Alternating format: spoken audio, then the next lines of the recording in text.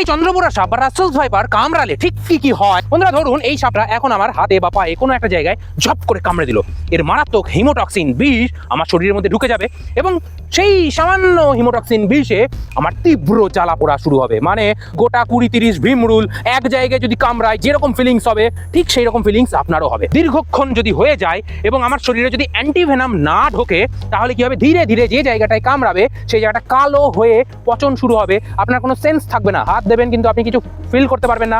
ধরুন এই আঙুলে যদি কামড়ায় আঙুলটাকে আর ভাঁজ করতে পারবেন না, মানে সেরকম সোজাই থেকে যাবে। হ্যাঁ বন্ধুরা, এই সব হওয়ার পরেও 1 ঘন্টা 2 ঘন্টা 3 ঘন্টা পরেও যদি আপনার শরীরে অ্যান্টিভেনাম না ঢোকে, ধীরে ধীরে আপনার নাকের ফুটো, দাঁতের মাড়ির ছিদ্র দিয়ে, কান দিয়ে, চোখ দিয়ে, এই রকম শরীরের যত ছিদ্র রয়েছে সেই ছিদ্রগুলো দিয়ে ব্লিডিং হতে থাকবে। কারণ হচ্ছে হিমোটক্সিন রক্ত কণিকাকে পুরো ভেঙে দেবে, রক্ত আর জমাট বাঁধবে না।